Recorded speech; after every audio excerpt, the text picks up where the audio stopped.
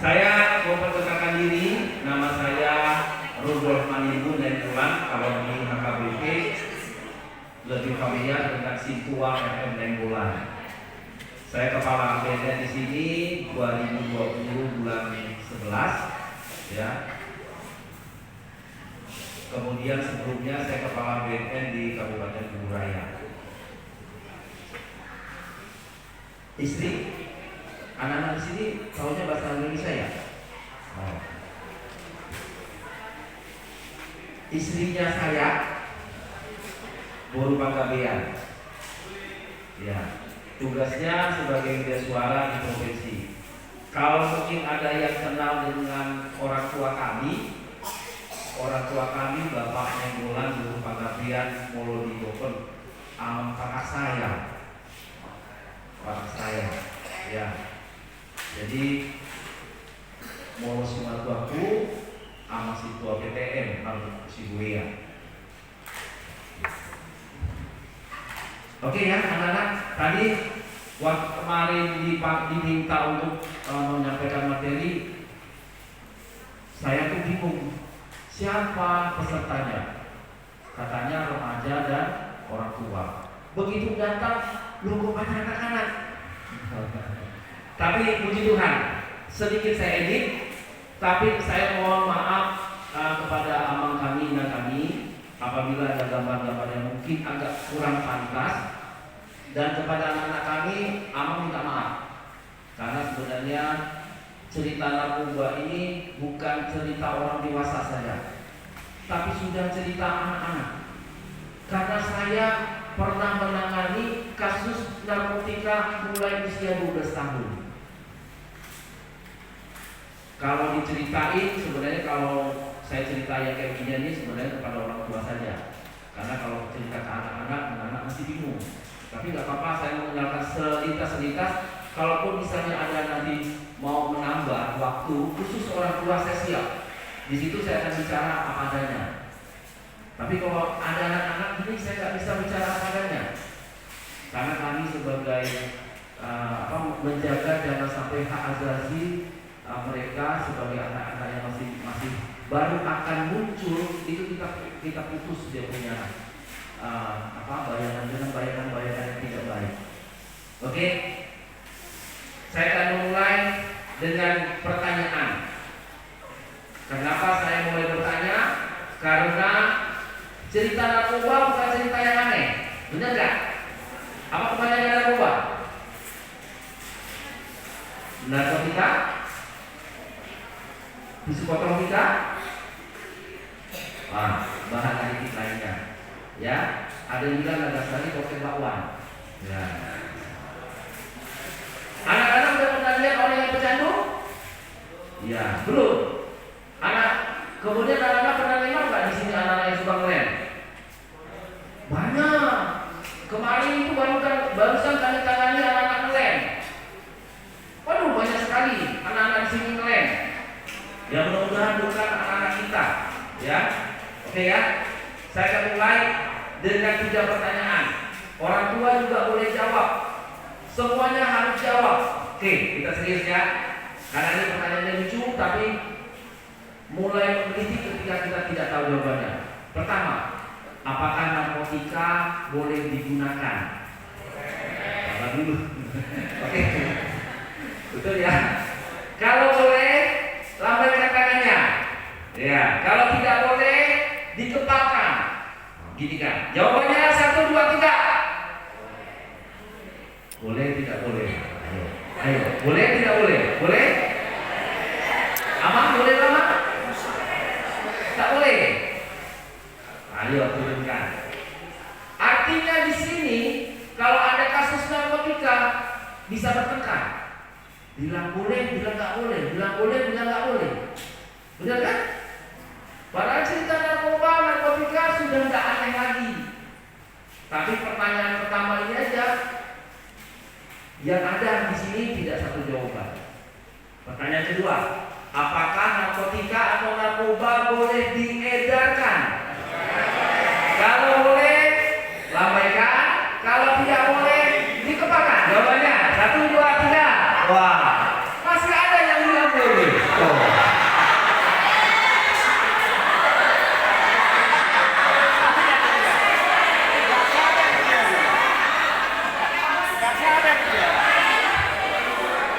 Oke, apakah jawaban itu benar atau salah?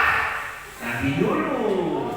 Oke, kan belum tahu yang mana yang benar nih kan?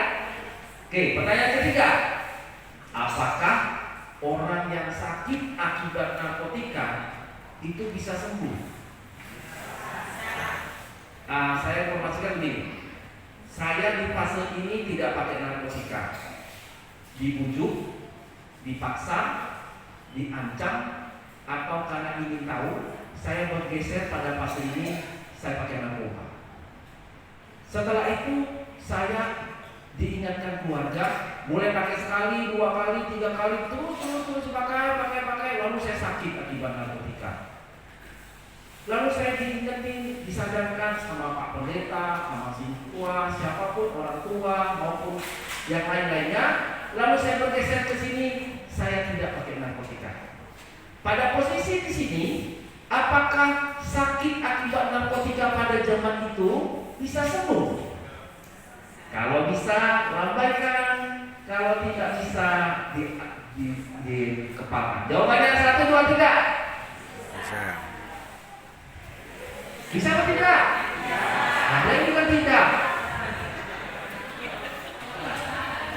Oke, terlepas benar tidak benarnya jawaban kita pada hari ini, saya akan menyampaikan jawabannya.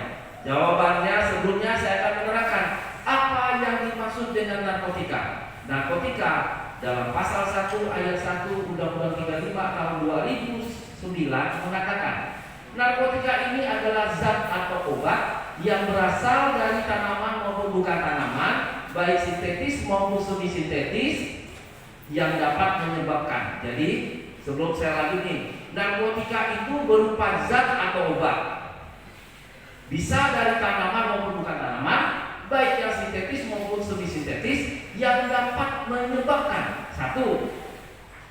Mengurangi penurunan atau perubahan kesadaran.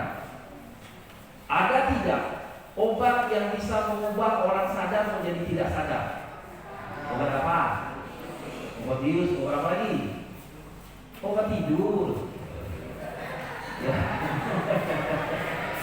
Dari sadar kalau dia tidur, obat tidur, ya. Gak usah bilang merek. Ada kemudian menghilangkan rasa. Jadi manusia itu kalau menggunakan narkotika rasanya itu dia rasa apa saja bisa hilang. Kemudian yang ketiga, mengurangi hingga menghilangkan rasa nyeri. Ada nggak obatnya di sini? Obat apa? Obat bius, obat penekar rasa sakit. Gak usah kita sebut merek ya. Dan yang lebih fatalnya lagi, narkotika itu menimbulkan ketergantungan.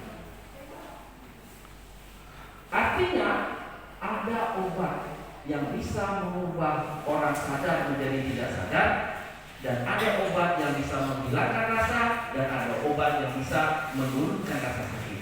Oke, kita jawab dengan pertanyaan yang pertama. Apakah narkotika boleh digunakan? Berdasarkan pasal 7 Undang-Undang 35 mengatakan narkotika hanya dapat digunakan. Kalimat yang merah itu hanya dapat digunakan, itu boleh enggak? Boleh. Kalau dibilang dia dong Pak Jamu di Bandung.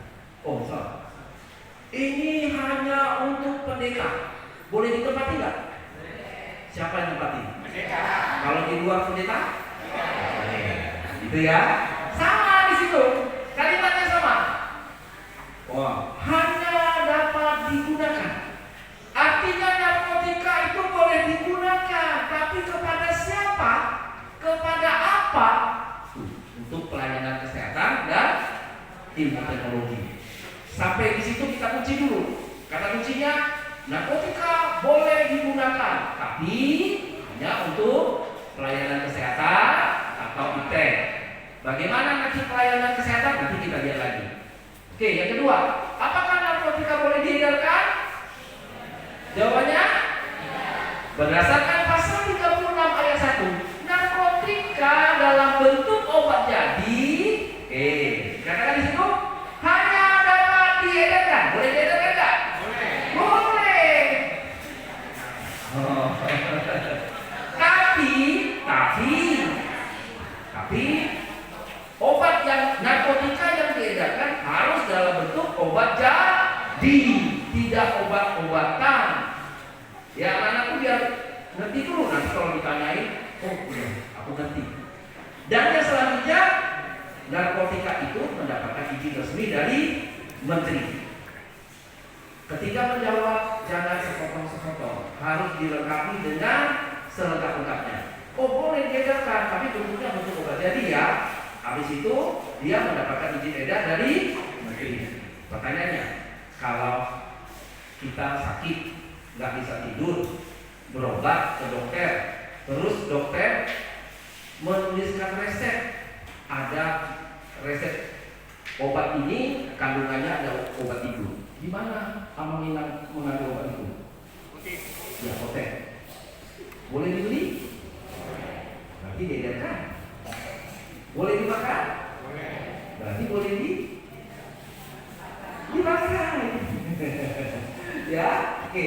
Nah, diatur dalam aturannya pada pasal 43. Rumah sakit, apotek, pusat kesehatan masyarakat dan balai pengobatan hanya dapat menyerahkan narkotika kepada pasien berdasarkan resep dokter. Artinya bunyinya begini, bolehkah narkotika dipakai? Boleh, tapi hanya dalam bentuk obat jadi dan dia harus mendapatkan dari resep dokter. Oke? Di luar itu narkotika tak bisa digunakan. Jadi jangan jawabannya, kalau tadi kan ayatnya pasal-pasalnya saya buka satu persatu. Tapi kalau sederhananya seperti itu, narkotika boleh digunakan apabila untuk pelayanan kesehatan bentuk obat jadi dan itu dituliskan melalui resep dokter. Ketika tidak ada resep dokter, jangan coba-coba. Karena kalau dia pakai, kemudian ada kasus penangkapan, dia positif urin, ceritanya sudah berbeda. Oke? Kalau itu sudah selesai, kita buka yuk. Yang pertanyaan ketiga belum selesai ya? Belum selesai. Kita lihat, mohon maaf, Amang dan Inang, kepada anak-anak kami, saya memperlihatkan gambar-gambar kenyataan. Jangan tertawa.